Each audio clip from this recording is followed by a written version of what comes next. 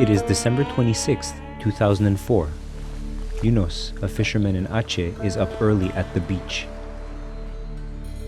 He is enjoying the beautiful Sunday morning when the ground suddenly starts to tremble violently. The earthquake is the strongest he's ever felt. He is terrified. Shortly after, the shaking stops, but then all of a sudden, the ocean starts to withdraw. It withdraws some 200 meters, and then a massive wave rises up and rapidly approaches the shore.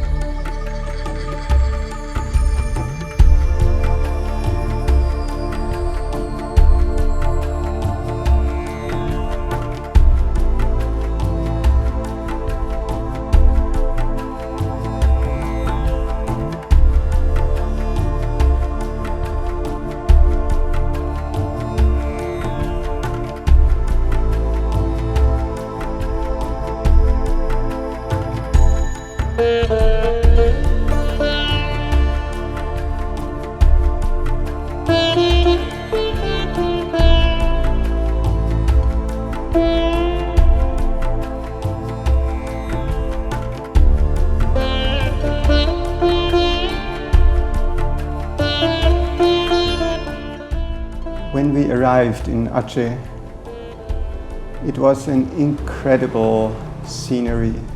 I had never in my life seen such a devastation. I knew what is coming up, but to see square miles erased, no house kept standing, none of the people survived. In Banda Aceh, the main town in northern Sumatra, a third of the population was wiped out by the tsunami.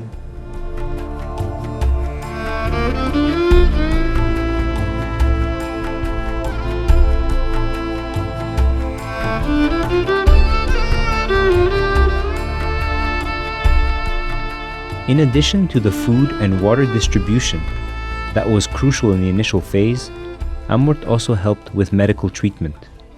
But later on, the main focus shifted to livelihood projects, construction, reconstruction, and informal education. Here in the barracks, where the many homeless have been given temporary shelter, there is an urgent need for livelihood projects to help the victims regain employment and be financially independent. Here, AMURTEL, a branch of AMURT, takes special care of women's needs. Didi and Kalyani are among the many volunteers who dedicate their time to help the victims in Aceh. Here we see them arriving at one of the sewing workshops AMURTEL has started up.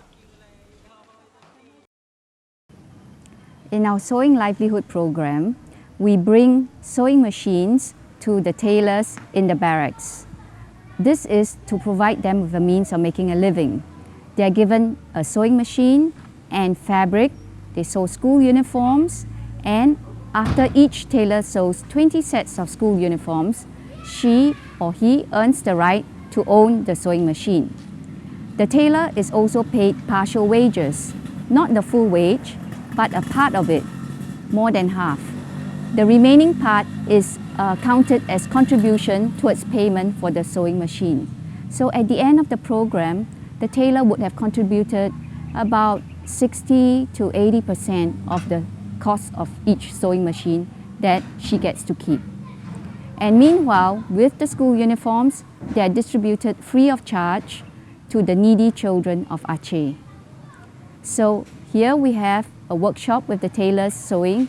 Let's go inside and take a look.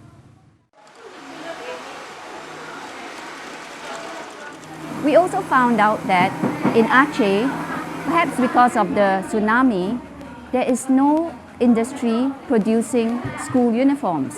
So what we're trying to do is to build up through our sewing programs in the many different barracks that we are conducting the program, to build up a cottage industry where the people of Aceh, the tailors of Aceh, will produce their own school uniforms and therefore no longer have to depend on importing the uniforms from Medan and Jakarta, elsewhere in Indonesia.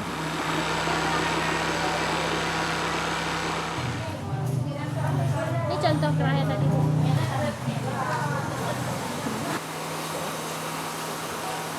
Yang ini nggak perlu kerah ya? Ini pakai kerah. So, our livelihood program, sewing program, takes care of a means of livelihood for the tailors. We provide free school uniforms for the needy children of Aceh. And also, we hope to build up in the future a cottage industry of making school uniforms in Aceh itself. Oh ini ya.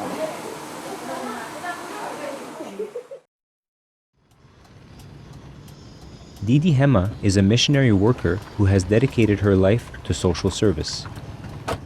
She came to Aceh shortly after the tsunami and has taken a special interest in the needs of the many women affected by the disaster. Here at the barracks, Didi and the AMURTEL team helped the women start a cake and cookies production. With funds from the Czech Art Association, equipment and ingredients have been purchased as a startup project for the 40 participants of the program. As part of the deal, a small portion of the production is donated back to AMURTEL, and today Didi has come to collect it. Terus siapa yang pertama? These delicious cakes will be distributed later today, together with school uniforms made by the other ladies, to a children's home in Janto area. Ini Bu Nurali Pak ya? Siapa Ibu Nurali? When Didi and Ishtapriti arrive at the children's homes, the kids are excited to receive their new school uniforms. These youngsters are orphans who have lost both parents to the tsunami.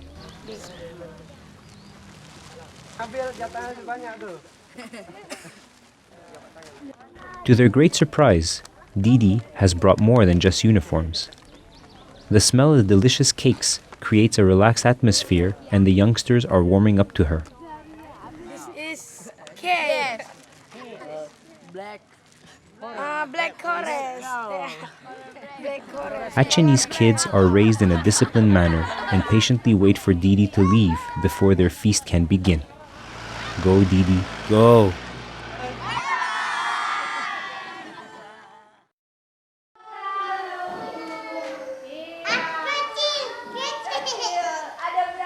So this kindergarten is located in one of the barracks in Banda Aceh.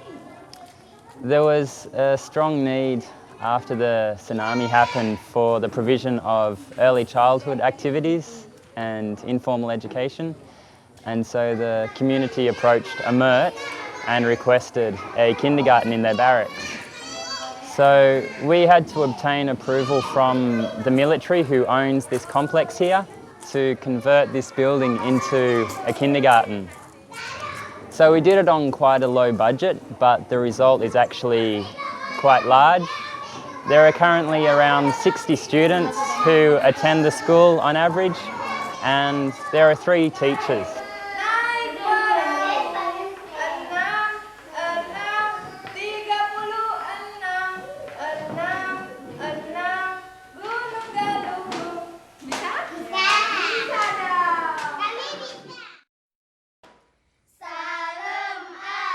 In the midst of all the solemnness caused by the tsunami, the victims need to free their minds and have some fun.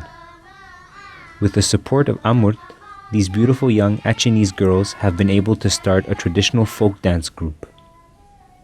Today, they are doing a special performance to show their gratitude and appreciation for AMURT's great contribution in Aceh. The performance takes place in a kindergarten that AMURT has built close to some barracks.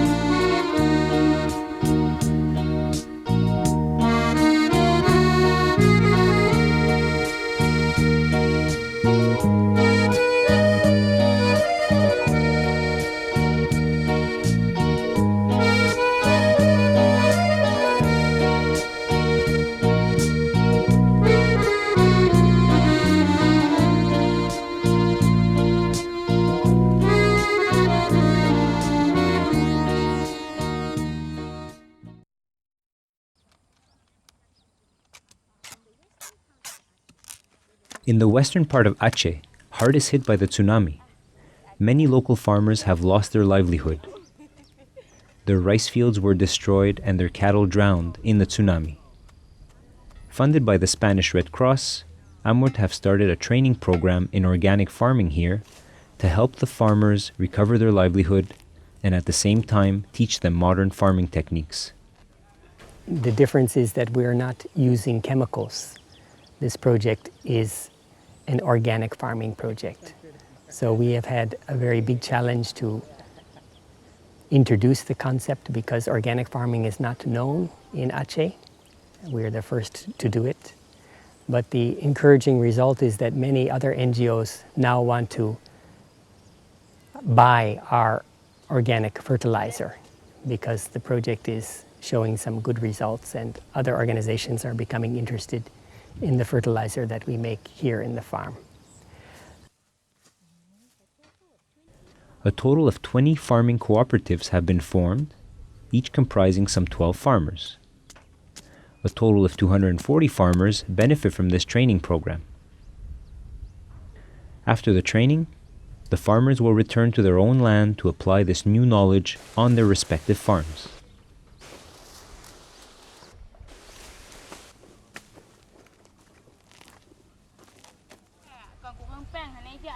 It's midday, and the baking sun is draining the farmers.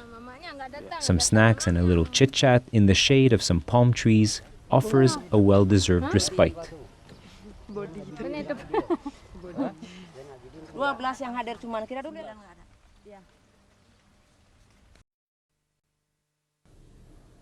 Mr. Yunus is a fisherman and farmer from Aceh's west coast, Melabo. He was at the beach when the tsunami occurred.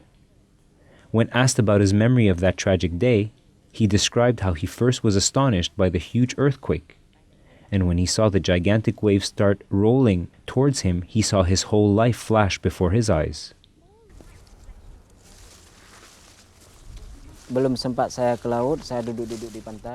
It wasn't the size of the wave that was the biggest problem, but the endless amount of water that kept rushing in.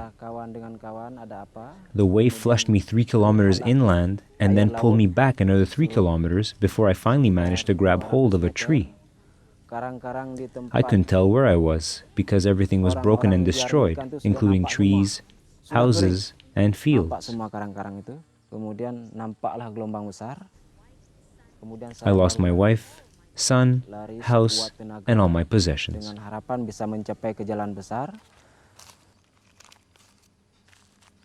Mr. Yunus is among the 240 farmers attending the organic training program.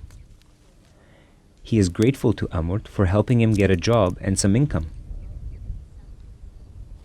Organic farming isn't completely new to him, and he strongly believes that this form of farming has great potential.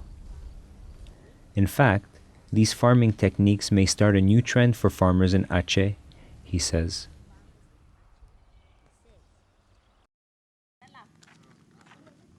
But it isn't only the lettuce and the watermelons from Yunus's garden that are tasteful. The cakes and cookies made by the women in the barracks in Banda Aceh are also highly appreciated.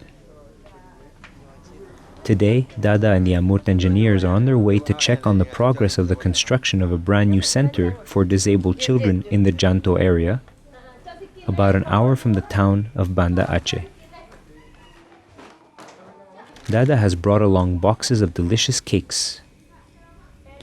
The kids look on in amazement as box after box of delicious cookies and cakes are pulled out. A treat like this has hardly been experienced before. In a couple of months, these same kids will enjoy a brand new center with the most modern facilities in all of Indonesia.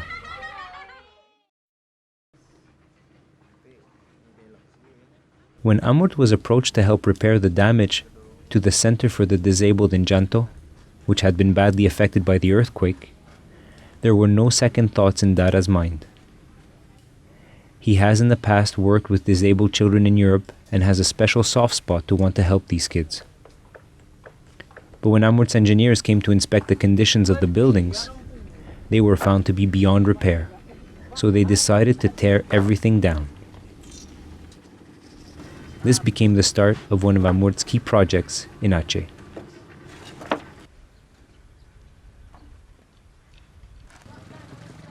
This once will be a model center for handicapped in Sumatra, maybe even a model center for Indonesia, where these standards for children for special needs, disabled, or with disabilities, as we say today, are taken care of.